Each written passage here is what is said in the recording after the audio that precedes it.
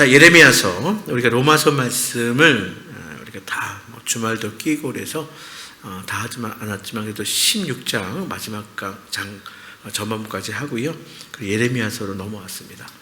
자, 선지서죠. 구약의 선지서고요. 예레미야 선지자는 선지자들 중에 거의 마지막 선지자나 마찬가지입니다. 그래서 우리가 분단된 이스라엘, 북이스라엘이 이미 망하고 남유다 역시도 이제 풍전등한 이제 거의 망했죠. 그렇죠?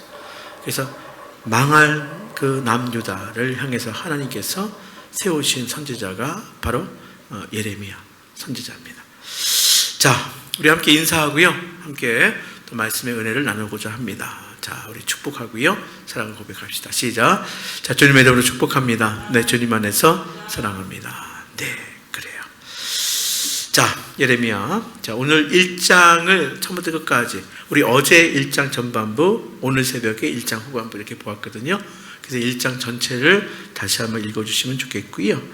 자, 그래서 오늘 읽은 우리가 6절과 7절이지만 예레미야 1장은 예레미야서의 서론과 같은 부분이에요. 서론. 그래서 자, 여기에 사실은 예레미야서의 주제와 요절과 같은 그런 구절이 사실은 1장 10절의 말씀이고요. 또 우리가 읽은 6절과 7절은 하나님께서 예레미야를 선택하고 부르셔서 이제 사명을 맡겼을 때의 예레미야의 반응이 이 두 계절입니다. 여러분, 예레미야 선지자 하면 별명이 딱 떠올라요. 무슨 선지자예요? 눈물의 선지자. 예, 그래요. 예레미야서 그 다음에 성경이 예레미야 애가예요. 그러니까 정말 예레미야 애가 이렇게 따로 성경이 있을 정도로 예레미야 선지자는 눈물의 선지자다. 그 이유가 있어요. 그 이유가 있다. 자, 그래서 우리가 그것을 잠깐 오늘 언급하고요. 예레미야서 그 서론 부분을 함께 나누는데요. 자, 성경의 인물들은 다 그 이름의 뜻이 있어요. 다 의미가 있다고요. 굉장히 중요합니다. 이름은 아무렇게나 짓는 게 아니에요. 과거에는 우리 그 선조들이 그 이름을 질 때 간혹 가다가 사실은 딸을 너무 경히 여겼나요? 이렇게 할 때 이 아들보다도 특히 이 따님들 이름을 그냥 대충 짓는 경우가 있더라고요. 물론 뭐 의미가 있는지 어떤지 모르겠는데 사실은 이름은 그렇게 쉽게 짓지 못해요. 특히 오늘날 같은 경우에 집안에 하나 내지는 둘, 더 말할 것도 없겠죠. 이름은 다 그 의미가 있어요. 특별히 이 성경에 나오는 성경의 인물들의 이름은 다 이름의 그 뜻이 있어요. 자, 예레미야 그 이름의 뜻, 그 해석에 따라서 하나가 아니라요. 자, 여호와가 세운다 이런 뜻이 있어요. 예레미야 여호와가 세운다 이런 뜻이 있고요. 또 다른 해석에 의하면 여호와가 던진다 이런 뜻이 있어요. 예레미야 여호와가 세운다, 여호와가 던진다 모두 가능한 그 이름의 그 뜻이에요. 자, 두 가지 뭐라고요? 여호와가 세운다, 또 하나는 여호와가 던진다 이런 뜻이에요. 자, 별명 여러분 잘 알고 있는 것처럼 눈물의 선지자 이렇게 불린 예레미야. 근데 이 예레미야는 선지자이기 이전에 뭐예요? 제사장이었어요. 예레미야는 제사장이자 그리고 선지자로 부름받은 그런 선지자예요. 자, 예레미야의 그런 선포와 삶, 그의 죽음, 그의 고난 이런 걸 생각해 볼 때 예레미야 선지자의 그 인생을 생각해 볼 때 아까 이름의 뜻은 뭐냐면 여호와께서 세운다, 여호와께서 던진다 이 두 가지 뜻이 있다는데 그 예레미야의 삶을 이렇게 보고 예레미야가 전한 하나님의 말씀, 선포한 말씀을 생각해 보면 왜 여호와께서 던진다 이런 이름의 뜻 이렇게 해석이 가능한가 우리는 알 수가 있어요. 자, 시기가 어느 시기냐면 북이스라엘은 이미 망했어요. 남유다 지금 망해가는 게 아니라 남유다도 망했어요. 자, 그래서 예레미야 첫 시작부터 이렇게 보면요 뭐라고 되어 있냐면 자, 유다 왕 요시야가 다스릴 때부터 그렇죠? 그 다음에 요시야 왕 그리고 나서 유다 왕 여호와김 유다 왕 시드기야 11년까지 약 제가 새벽에도 어제 한 50년 동안. 근데요 요시야 왕 때 예레미야가 부름받았는데 요때 잠깐. 요시야 왕은 하나님 보시기에 그래도 괜찮은 왕. 그래서 요시야 왕은요, 제가 어제도 말씀을 드렸는데 종교개혁, 그렇죠? 그러니까 참 너무 신기한 게 성경을 보면 이 선지자 시대에 이렇게 보면요, 예언서를 이렇게 보면 참 이스라엘 백성들이 너무 신기해요. 율법을 잃어버린 적이 있었어요. 그러니까 율법책을 잃어버려가지고요, 절기도 뭔지도 모르고 막 그런 시대. 그러니까 그런 시대니까 사실은 망할 시대이긴 한 거예요, 사실은. 그러니까 망하는 게, 더 빨리 안 망하는 게 이상할 정도로 그런 시기예요. 아니, 하나님의 백성들이에요. 제사장이 엄연히 존재해요. 그리고 지금까지 선지자의 면면이 이어져 내려오고 있어요. 그런데 요시야 왕 때 딱 하나님이 보시기에 그래도 괜찮은 왕이야. 근데 보니까 뭐냐면 잃어버린 게 너무나 많은 거예요. 율법책도 어디 있는지 잃어버렸어요. 근데 요시야 왕이 하나님 앞에서 이러면 안 되겠다 싶어가지고 성전을 정리하는 중에 성전에서 딱 발견한 책이 나왔는데 그게 율법책인 거예요. 그러니까 잃어버린 율법책을 딱 발견했더니 그때 보니까 절기는 이렇게 지키는 거야. 그리고 지금까지 절기고 뭐고도 없었다는 거예요. 그래서 이제 한마디로 이야기해서 요시야 왕이 종교개혁을 일으킵니다. 근데 참 안타까운 게 뭐냐면 그 시간이 짧았다는 얘기예요. 너무 신기하죠. 요시야 왕이 전쟁에 나가서 전사하고 말아요. 그러고 나서 이어지는 왕들은 말할 것도 없이 여호야김 악한 왕이, 시드기야 악한 왕이. 그러니까 이미 이 남유다, 유다 왕국도 이미 뭐예요? 거의 저물어가고 끝나는. 자, 그리고 뭐냐면 예레미야는 그래서 유다 백성들이 포로로 끌려가는 것을 직접 눈으로 본 선지자이기도 해요. 그러니까 눈물의 선지자. 자, 나라가 망해가는 것을 본 선지자예요. 근데 우리가 한번 상식적으로 한번 생각해 보세요. 지금 하나님께서 선택한 하나님의 백성인 바로 이스라엘 백성의 나라, 유일한 나라가 유다예요. 이 유다가 지금 하나님의 심판받고 재앙받고 멸망하면 하나님의 사람이라면 뭘 얘기해야 돼? 우리가 흔히 생각할 때 희망을 얘기하고 회복을 이야기하고. 근데 그게 아니라 뭐냐면 예레미야가 선포한 내용은 다른 게 아니에요. 너희가 하나님의 심판을 받고 재앙을 받아서 망한다는 거예요. 이게 하나님의 심판이라는 거예요. 근데 이 하나님의 심판, 재앙, 그리고 나라가 멸망하는 것은 뭐냐면 다 이유가 뭐냐면 너희들의 죄 때문이라는 거예요. 유다 백성의 죄 때문이라는 거예요. 우상 숭배하고 하나님 멀리 떠났고 그 죄 때문에 반드시 하나님의 심판을 받고 재앙을 받아서 멸망한다. 이걸 선포하라는 거예요. 여러분, 하나님이 선택하고 부르셔서 선지자, 결국 선지자는 뭐예요? 자, 예레미야 전반부에 잘 나와요. 어제도 말씀드렸지만 내 말이 아니라 내 말을 전해라는 거예요. 선지자는 다른 게 아니에요. 내 생각을 말하는 사람이 선지자가 아니에요. 내 말을 하는 사람이 선지자가 아니에요. 하나님의 말을 듣고 그 하나님의 말을 전하라, 그대로 순종하는 게 선지자예요. 근데 예레미야는 젊은 나이에 제사장이에요. 그런데 하나님께서 선지자로 부르셨을 때 그게 얼마나 힘든지를 알았어요. 그래서 예레미야가 딱 하는 반응이 뭐냐면 나는 아이라, 나는 말을 잘 하지 못합니다, 이렇게 얘기해요. 실질적으로 예레미야가 뭐냐면 청년의 나이이기 때문에 대개 보면 어제도 말씀을 드렸지만 어린아이부터 청년까지 나는 아이예요, 이렇게 표현도 합니다, 사실은. 그런데 그 표현이라기보다도 그것도 포함되지만 뭐냐면 나는 말을 잘 못합니다. 모세가 정말 교만해 있다가 광야에서 40년을 보내면서 하나님께서 부르셨을 때 내 백성 그 부르짖는 소리를 들었다. 내가 내 백성을 이제 출애굽시킬 거야. 네가 가서 전해 바로에게. 아닙니다. 저는 말을 못합니다. 저는 입술이 어눌합니다. 그러니까 하나님의 백성들이요, 쓰임받을 때, 하나님의 사람이 쓰임받을 때 보면 되게 반응이 비슷해요. 교만한 사람 쓰임 못 받아요. 예레미야도 마치 그와 같아요. 나는 어린아이라. 나는 말을 못한다. 그때 하나님이 그래, 너 잘 얘기했다. 뭐라고 얘기해요? 잘 얘기했어. 네 말 하라는 거 아니야. 내가 너 말 잘해서 뽑아준 게 아니야. 응? 내가 너를 선지자로 선택하고 너를 보내는 것은 뭐냐면 내 말, 네가 말 잘해서 내 말 하라고 보내는 게 아니라 내 말을 내가 전하라고 보내는 거야.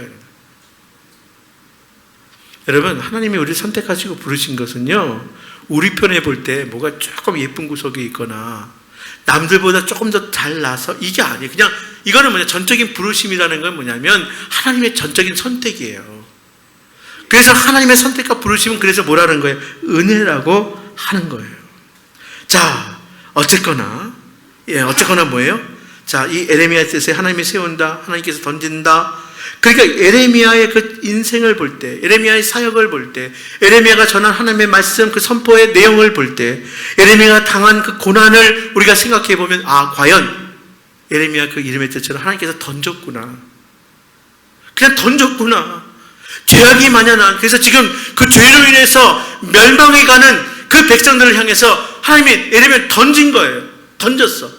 근데 이 던진 거에서 끝나지 않고 이제 뭐예요? 멸망과 심판 그 이후에 세울 이스라엘. 하나님께서 다시 회복시켜 주시고 다시 세우실 그 이스라엘을 생각해 볼 때에 여호와께서 세운 것이 맞아요. 그러니까 예레미야의 뜻이 뭐라고요? 여호와께서 세운다, 여호와께서 던진다.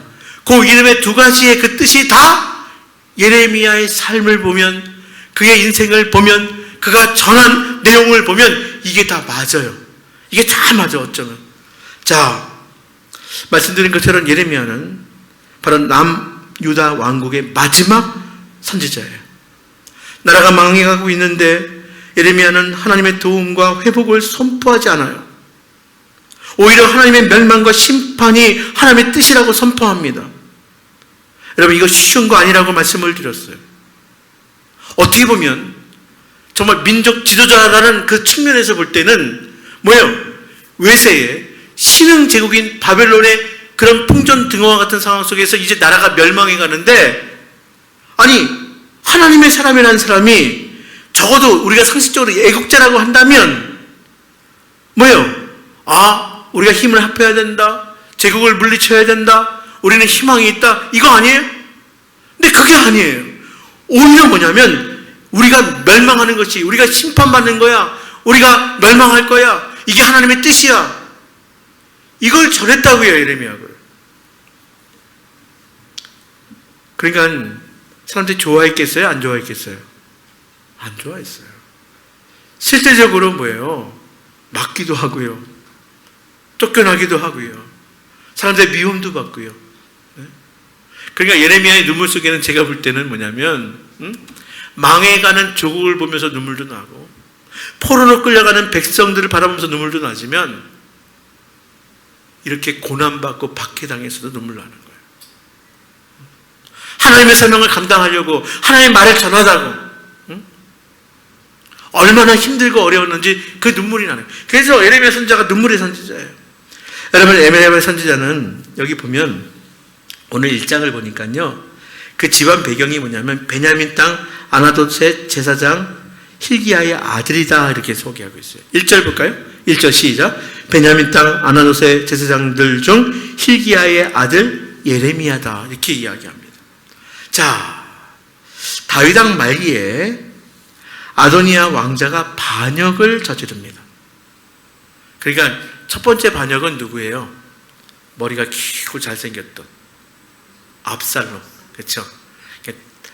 야, 그러니까 다윗 왕도 참 기구해요. 참 기구합니다. 그러니까 이 압살롬이 반역한 것도 모자라서 다윗 왕 말기에는 아도니아 이 왕자의 난을 또 저지릅니다. 이때 그 편에 서서 쫓겨난 제사장이 있는데 누구냐면 아비아달이라는 제사장이 있었어요. 근데 이 에레미야의 집안이 바로 쫓겨난 제사장 아비아달의 후손이에요. 자, 그러니까 보세요. 완전히 변방으로 밀린 제사장 집안의 자손이 예레미야예요. 당시에 그러면 예루살렘 성전에는 다윗 왕 편에 섰던 제사장 사독. 그래서 그 이후에는 예루살렘의 제사장의 주도권은 누가 잡았냐? 사독 계열의 제사장들이 잡고 있었어요. 그러니까 예루살렘이라는 곳은요, 종교, 정치, 경제의 중심지예요. 자, 그래서 제사장, 사독계열, 사독 집안의 제사장들이 주도권을 예루살렘 성전에 잡고 있었어요. 자, 그런데 예레미야는 뭐예요? 바로 아비아달의 후손, 밀려난, 쫓겨간, 변방의 제사장의 후손이에요. 자, 그런데 이 예레미야의 나이 30살 때 제사장 직입을 이제 시작할 그 무렵에 하나님께서는 예레미야를 단지 제사장의 직무뿐만이 아니라 이제 내 말을 전할 선지자로 부르신 거예요. 말씀을 전하는 선지자로, 자, 이제 제사장 직무, 너 이것도 중요한 일이지만 너는 내 말을 전할 선지자야, 이렇게 부르신 거예요. 예레미야의 첫 반응 아까 말씀드렸어요. 나는 아이라. 그렇죠? 나는 아이라. 그러니까 겸손의 순종의 의미도 있지만 아까 말씀드린 것처럼 탄식입니다. 자, 우리 6절 말씀 우리 함께 읽었었죠? 한 번 더 봉독해 볼까요? 시작. 내가 이르되 슬프도소이다. 주 여호와여 보소서. 나는 아이라. 말할 줄을 알지 못한 아이다. 자, 이게 예레미야의 하나님께서 부르실 때 첫 반응이에요. 탄식이에요. 그러니까 예레미야는 딱 생각할 때 뭐냐면 그냥 슬프도소이다. 나는 아이라. 이런 탄식이에요. 그러니까 예레미야 하면 딱 저는요, 자, 눈물의 선지자, 탄식하는 선지자, 그렇죠? 바로 예레미야는 탄식이 먼저 나왔어요. 자, 그래서 뭐냐면, 자, 변방으로 쫓겨난 그 제사장 집안의 후손, 중앙 종교에서 밀려나고 중앙 정치에서 밀려난 바로 아비아달 후손의 자손인 그 제사장 집안의 예레미야예요. 그러니 사실은 그가 누구를 향해서 하나님의 말씀을 외치는 거예요? 중앙에 있는 종교 지도자들, 정치 지도자들을 향해서 하나님의 말씀을 전해야 돼요. 여러분 한번 생각해 보세요. 예레미야가 지금 하나님의 말씀을 전한다고 하는데 뭐냐면 이미 밀려난 힘이 없는 그런 집안에 30살 안 되는 그런 어떻게 보면 젊은 나이에 그런 제사장이 선지자로 부름을 받아가지고 중앙에 있는 사독계열의 서슬이 시퍼런 그런 종교 지도자들, 그런 또 정치 지도자들 앞에서 하나님의 말씀을 전해야 하는 거예요. 아까 말씀드린 것처럼요, 당시의 왕, 권력자, 제사장들, 그렇죠? 그리고 예레미야 말고도 뭐냐면 예루살렘 중심으로 활동했던 선지자들도 있었을 거예요. 자, 그리고 이스라엘 백성들, 유다 백성들, 그들을 향해서 하나님의 말씀을 전해야 해요. 그 내용은 결국 뭐예요? 10절에 나오잖아요. 10절. 우리가 10절에 보면 뭐라고 나와 있어요? 예레미야 서의 사실은 바로 이게 결론이에요. 이게 결론. 자, 볼까요? 시작. 보라, 내가 오늘 너를 여러 나라와 여러 왕국을 위에 세워 내가 그것들을 뽑고 파괴하며 파멸하고 넘어뜨리며 건설하고 심게 하였느니라. 보세요. 변방에 있는 30살의 제사장이었던 예레미야가 하나님께 부름을 받아서 하나님의 말씀을 전해야 하는데 그 내용이 결국 이거예요. 내가 그것들을 뽑고 파괴하고 파멸하고 넘어뜨리고 이거 전해야 하는 거예요. 누구를 향해서? 예루살렘에 있는, 그렇죠? 지도자들을 향해서, 왕과 권력자들과 그리고 사독계열의 제사장들을 향해서 이걸 전해야 하는 거예요. 자, 그러면 그들이 예레미야를 어떻게 대하겠어요? 비난하지 않겠습니까? 조롱하지 않겠습니까? 더 나아가서 온갖 고난과 박해, 죽음을 무릅써야 되지 않겠습니까? 너무나 가혹한 일, 너무나 당연한 일이에요. 실제로 아까 말씀드린 것처럼 예레미야는 여러 번 매를 맞았어요. 구덩이에 던져졌어요. 감옥에 갇혔어요. 제사장은 율법을 가지고 예레미야를 정죄해요. 지혜자는 책략을 가지고 선지자는 말씀을 내세우면서 정치 권력과 백성들을 부추겨서 예레미야를 죽이려 해요. 그게 이제 이후에 보면 예레미야서의 18장에도 나오고요, 26장에도 나오고요, 쭉 나옵니다. 뿐만이 아니에요.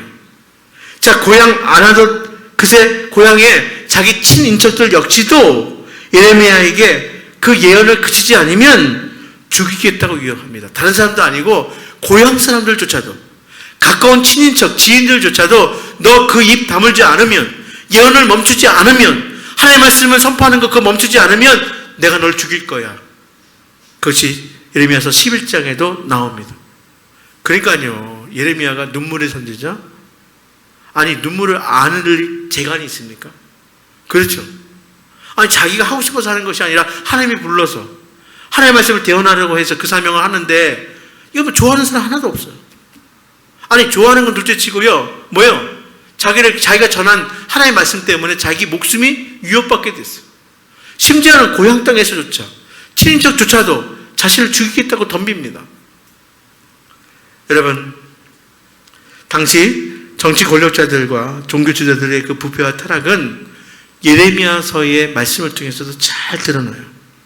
자, 우리 5장을 한번 살펴볼까요? 예레미야 5장에 보면 당시의 상황이 어떠냐? 자, 한번 찾아보겠습니다. 5장 26절로 28절의 말씀이에요. 자, 당시의 상황이 어떤 상황이었냐면 한번 보세요. 자, 26절부터 28절까지만 보겠습니다. 시작. 내 백성 가운데 악인이 있어서 새 사냥꾼이 매복한 같이 지키며 더설로와 사람을 잡으며 새장의 새들이 가득한 같이 너희 집들의 속임이 가득하도다. 그러므로 너희가 번창하고 거부가 되어 살찌고 윤택하며 또 행위가 심히 악하여 자기 이익을 얻으려고 송사 곧 고아의 송사를 공정하게 하지 아니하며 빈민의 재판을 공정하게 판결하지 아니하니. 당시 누가 한 거예요? 다. 당시 다 권력자들이 한 거예요. 당시에 뭐예요? 종교 지도자들, 정치 지도자들, 뭐예요? 당시의 권력자들이 이 일을 한 거예요. 다 그들이 다 어디 있어요? 예루살렘 중심으로 지금 모여있는 뭐예요? 지도자들의 뭐예요? 이런 악행. 그러니까 이스라엘 백성들이 우리는 흔히 이렇게 이야기해요. 통틀어서 우상 숭배했다. 하나님을 멀리했다. 구체적으로는 바로 이런 내용들이에요. 이런 내용들. 지도자들이 이런 일을 행했다는 거예요. 이렇게 악행을 행했다는 거예요. 자, 우리 5장 30절 기왕 읽은 거 5장 30절로 31절 말씀 한번 보겠습니다. 30절로 31절 시작. 이 땅에 무섭고 놀라운 일이 있도다. 선지자들은 거짓을 예언하며 제사장들은 자기 권력으로 다스리며 내 백성은 그것을 좋게 여기니 마지막에는 너희가 어찌 하려느냐. 너무나 구체적으로 하나님께서는 지적하시고 말씀하세요. 무조건 놀라운 일이 이 땅에 있다는 거예요. 뭐예요? 선지자들이 거짓을 예언해요. 그러니까 뭐냐면 하나님께서 선지자를 불렀는데 한마디로 이야기하면 하나님의 말씀을 전하는 게 아니라 사람들 듣기 좋은 말 하는 거예요. 나라가 망해가고 있는데 지금 뭐예요? 하나님께서 분명히 말씀하셨어요. 너희들 죄악으로 인해서 심판받고 징계받아서 멸망하는 거예요. 이게 하나님의 뜻이야. 근데 사람들이 듣기 싫어하니까 선지자들이 한다는 일이 뭐예요? 아니야, 우리 희망이 있어. 하나님이 우리를 언젠가 회복시켜 주실 거야. 항상 그랬어. 이렇게 거짓을 말하는 거예요. 거짓을. 문제 없다는 거예요. 거짓을 예언하는 거예요. 자, 제사장들은 뭐냐면 하나님께 제사하는 그 일, 그 직무. 그런데도 불구하고 자기 권력으로 자기의 배를 채우는 거예요. 예수님 당시도 말할 것도 없지만 이때도 말할 것도 없지요. 그래서 제사장들은 자기 권력으로 다스려요. 그런데 중요한 건 유다 백성들 역시도, 하나님의 백성들 역시도 이렇게 거짓 예언을 좋아해요. 너무 신기하죠. 제사장들이 자기 권력으로 다스리는 거를 백성들이 그것을 좋게 여기는 거예요. 이로 인해서 하나님의 심판과 재앙으로 인하여 멸망하는 거예요. 이 마지막에 너희가 어찌하겠느냐 하는 것을 지금 누가 전하는 거예요? 예레미야가 누구의 말을? 하나님의 말을 전하면서 예레미야서 이 말씀을 내. 바로 당시의 부패와 타락이, 죄악이, 특별히 당시의 권력자들이, 지도자들이 얼마나 타락했는지 잘 드러내 보이고 있어요. 선지자 예레미야는 여기에 뭐예요? 탄식하는. 그래서 예레미야 탄식이 쭉 나오지만 한 군데만 살펴보면 8장 18절 말씀이에요. 8장 18절 말씀 읽어볼까요? 시작. 슬프다 나의 근심이여 어떻게 위로 받을 수 있을까? 내 마음이 병들었더라. 네. 그러니까 예레미야의 탄식이 이렇게 구체적으로 우리가 한번 볼 수 있었으면 좋겠어요. 이것뿐만이 아니죠. 9장 1절 볼까요? 어떻게 탄식합니까? 9장 1절 시작. 어찌하면 내 머리는 물이 되고 내 눈은 눈물의 근원이 됐고 죽임을 당한 딸 내 백성을 위하여 주야로 올리로다. 예레미야 마음이 느껴지십니까? 예레미야 탄식이 들리십니까? 예, 그렇습니다. 선지자 예레미야는 조국의 왕이 이제 아시리아로, 바벨론으로, 애굽으로, 그렇죠? 이들에 의해서 폐위되고요. 또 새로 세워지고요. 왕의 이름이 바뀌고요. 끌려가고요. 왕이 죽임을 당하고요. 이걸 예레미야가 다 봤어요. 이 모든 일들을 왕들이 제국에 의해서 왕 자리에서 내려가고 또 호사비 왕이 세워지고 끌려가고 죽임당하고 모욕당하고 이 모든 일을 다 보면서 눈물을 흘려요. 백성들이 겁탈과 약탈로 끔찍한 마치 지옥과 같은 곳을 사는 것을 보면서 눈물을 흘려요. 하나님의 성전에는 이런 제국에서 가까운 우상들이 가득하고요. 제사장과 선지자는 돈의 권력에 취해서 거짓과 복과 거짓 평화를 전하고, 그러니 얼마나 예레미야가 탄식하지 않을 수 있겠습니까? 예레미야가 비록 부패하고 타락한 조국의 멸망과 심판을 예언하지만 그는 매국노가 아니라 애국자였어요. 세상은 자기 권력과 이익을 위해서 나라를 팔아먹는 자들이 바로 왕과 권력자들이고, 이를 뻔히 보면서 하나님의 말씀을 이용해서 아첨과 거짓으로 복을 빌고 평화만 외치던 선지자와 선지자들이, 제사장들이 사실은 거짓된 사람들이잖아요. 오히려 죄로 인해서 하나님의 심판과 재앙을 받는다, 멸망을 당한다, 그것을 전하는 예레미야가 사실은 진정한 애국자 아니겠습니까? 예, 예레미야는 이제 오히려 당장은 심판과 멸망이 임하지만 또한 70년 후에 다시 회복될 것을 선포합니다. 자, 우리가 한번 저 뒤로 한번 넘어가면요, 25장 한번 볼까요? 25장 11절에 보면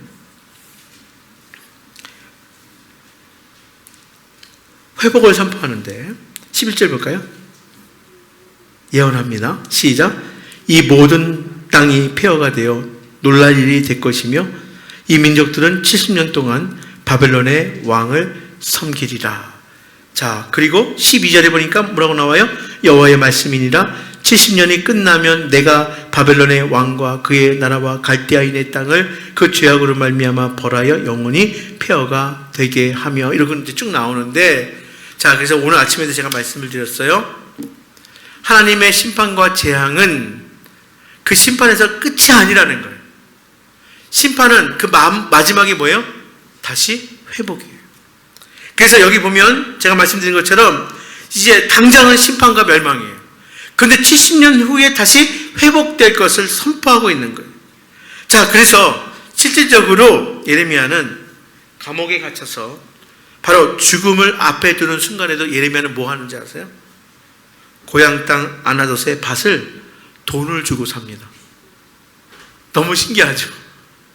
선지자가 이제 당장 죽음을 앞에 두고 뭐예요? 고향 땅에 돈을 주고 밭을 사요.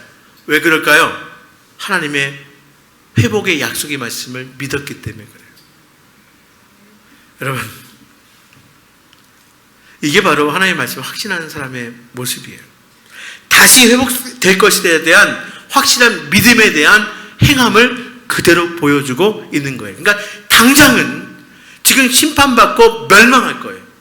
그러나 거기서 끝이 아니라 하나님이 70년 후에 다시 회복시켜 주시고 다시 세워 주실 것을 또한 하나님이 말씀하시고 그것을 예언합니다. 그리고 실질적으로 감옥에 앉아서 고향 땅에 돈을 주고 땅을 사요. 왜요? 다시 세워 주실 것이니까. 다시 회복시켜 주실 것이니까. 여러분, 하나님은 예레미야에게 자신의 말을 맡깁니다. 다시 1장으로 돌아가면 9절에 보니까 그 후반부에 보라 내가 내 말을 내 입에 두었다 하는 거예요. 예레미야에게 하나님 자신의 말을 주는 거예요. 하나님께서 자신의 말을 예레미야에게 맡기는 거예요. 자, 오늘 그리스도인들, 하나님의 백성들은 하나님의 말을 맡은 사람이에요. 우리에게도 말씀하시는 거예요. 내가 내 말을 너에게 주었어. 그러니까 우리가 설교 시간에 여러분 일로 듣고 일로 흘리는 것이 아니라 뭐냐면 하나님께 말씀을 내가 받는 시간이에요. 하나님 여러분들에게 말씀을 맡기는 거예요. 내 말을 너에게 맡겼다. 하나님은 예레미야에게 하나님의 말을 맡겼어요. 그래서 예레미야 내 말이 아니라 내가 맡긴 말을 전하면 돼. 그게 선지자예요. 오늘날 그리스도인들은 역시 마찬가지예요. 우리가 성경을 읽어요. 성경을 들어요. 성경을 묵상해요. 왜요? 하나님의 말을 우리에게 맡기신 거예요. 뭐 하라고요? 그 하나님의 말씀을 전하라고요. 네 생각 전하지 마. 네 경험 전하지 마. 저는요, 가만히 이렇게 우리가 그리스도인들이 살아가다가 또 교제하다 보면, 이렇게 듣다 보면, 제가 그때마다 뭐 참견을 안 합니다. 안 하는데, 가만히 보면, 저건 하나님의 말씀하고 좀 어긋나는데? 뭐요? 내 경험이에요. 세상 사람들의 방법이에요. 내 말 하지 마. 내 경험 이야기 하지 마. 내가 너에게 맡긴 말, 내 말 전하면 돼. 내 말 살아가면 돼. 그러므로 우리는 이제 하나님의 말로, 하나님의 말씀으로 살아갈 수 있기를 바랍니다. 말씀으로 살아가는 사람들이에요. 말씀으로. 자, 말씀 따라가는 사람들이에요. 하나님의 말씀에 순종하는 사람들이에요. 여러분, 그래서 결론이 제가 아까 1장 10절의 말씀 뭐예요? 그 맡긴 말의 결과는 결국은 뭐예요? 한마디로 뽑고 파괴하고 파멸하고 넘어뜨리고 건설하고 심는 거예요. 여러분, 뽑히고 파괴되고 파멸하고 넘어져야 할 것은 그렇게 돼야 돼요. 여러분, 기초가 잘못돼서 올라가는 건물은 어떻게 해야 돼요? 다 무너뜨려야 되고요. 다시 파야 됩니다.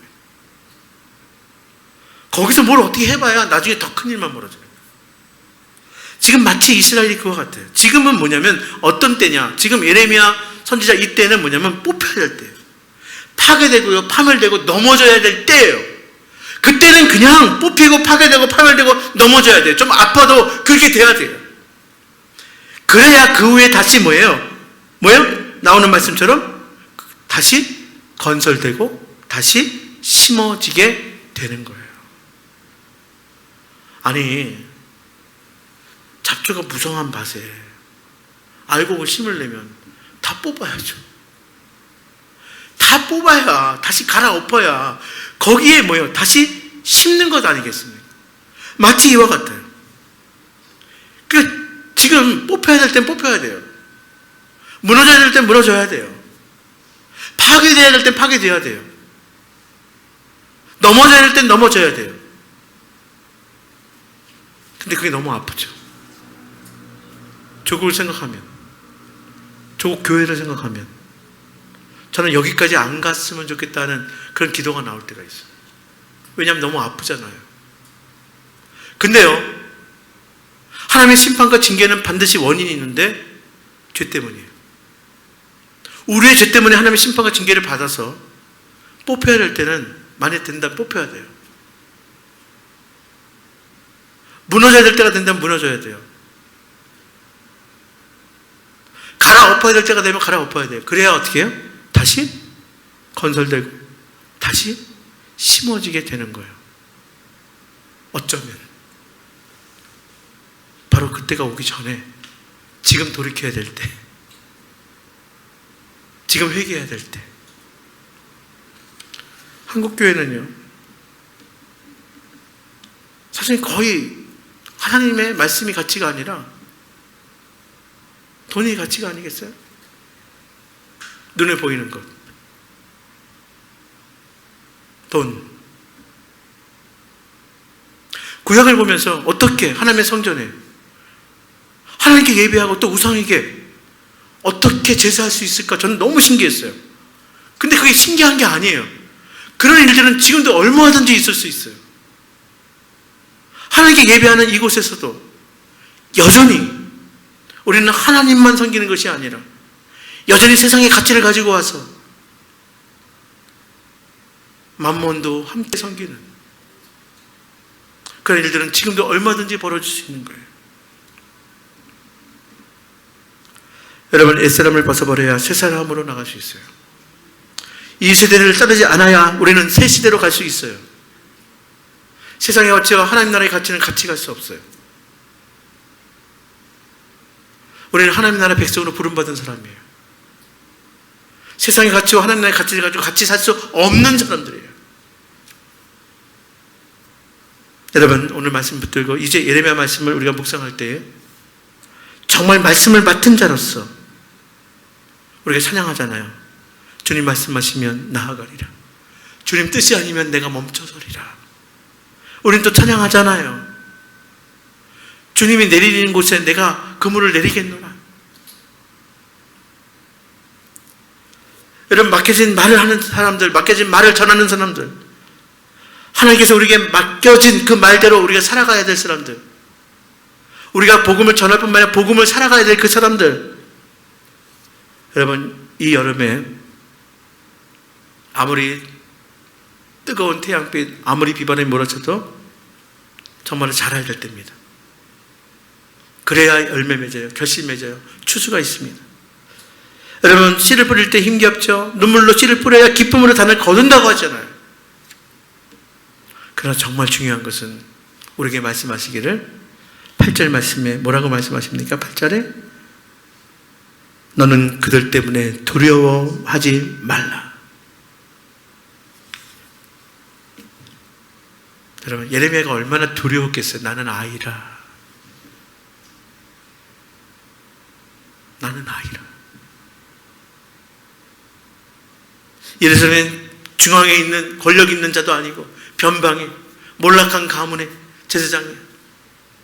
근데 하나님의 말씀을 전한다는 게 얼마나 힘겨운 일이에요. 그런데 하나님께서 말씀하세요. 두려워 말라. 두려워 말라. 내가 너와 함께 하겠다.